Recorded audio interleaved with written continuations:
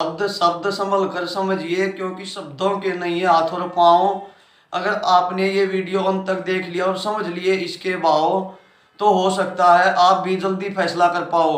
नमस्कार, मैं business consultant food क्वार doctor Vivek Bindra ji की टीम बड़ा बिजनेस से।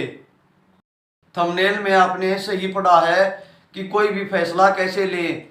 तो आइए जानते हैं कॉस्ट बेनिफिट एनालिसिस के द्वारा हम कोई भी फैसला कैसे ले सकते हैं, एक स्टोरी के द्वारा।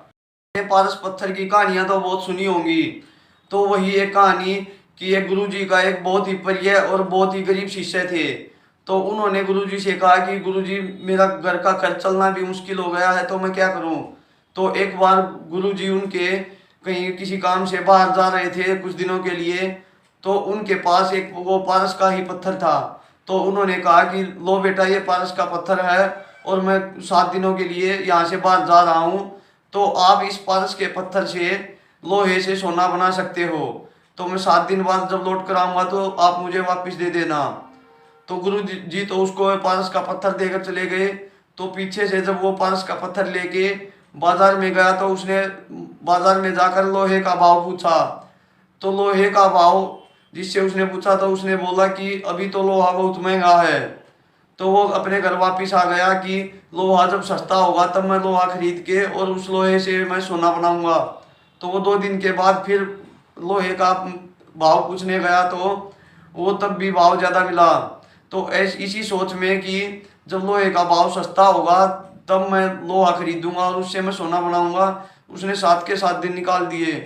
तो 7 दिन बाद जब गुरुजी लौटे, तो उन्होंने शिष्य से पूछा कि अब तो तुम्हारी गरीबी दूर हो गई होगी, क्योंकि तुमने काफ़ी सारा सोना लोहे से बना लिया होगा। तो शिष्य ने कहा कि गुरुजी, लोहे का भाव बहुत महंगा था, इसलिए मैंने लोहा बाजार से खरीदा ही नहीं और मैंने कुछ भी सोना नहीं बनाया है। तो अब इस कहानी के बेस पर, इस कहानी के आधार पर आप ये समझ सकते हैं कि लोहे का भाव आपके लिए कितना ज़्यादा है। और अगर आप उस महंगे लोहे से अगर खरीद कर और उससे सोना बनाते हैं तो वो आपके लिए कितना ज़्यादा हो सकता है। तो अगर आप भी किसी ऐसे निर्णय में उलझे हुए हैं जो नहीं ले पा रहे हैं, तो आप ये देख सकते हैं कि जो आप उस काम पर खर्च कर रहे हैं, तो वो आने वाले फ्यूचर में या बाद के दिनों में आपको कितना फ़ायदा दे सकता है। और अगर वो कहावत तो सुनी होगी कि जब दांत थे तो चने नहीं थे और जब चने हुए तो दांत नहीं रहे। लेकिन आज के समय में ये कहावत कहीं पर भी लागू नहीं होती है, क्योंकि आज के समय में नई नई इतनी टेक्निक आ गई है कि आप 1 दांत लगवा सकते हैं, 2 दांत लगवा सकते हैं, या पूरा का पूरा जबड़ा भी आप लगवा सकते हैं।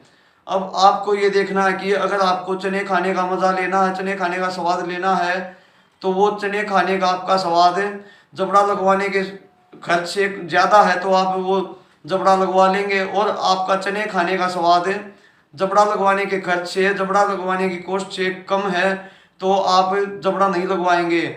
और इन दोनों, इस स्टोरी से और इस कहावत से आप ये तय कर सकते हैं कि आपको क्या करना है। जो भी आप काम करना चाहते हैं उसमें आपका खर्च कितना आ रहा है और उससे आपको फ़ायदा क्या हो सकता है। तो इस आधार पर आप अपने फाइनेंशियली कि आपके खर्च और आपके फ़ायदे क्या होंगे, उस पर अपने निर्णय ले सकते हैं और जल्दी ले सकते हैं। अगर यह वीडियो आपको अच्छा लगा हो तो लाइक कीजिए, शेयर कीजिए और चैनल को सब्सक्राइब कीजिए।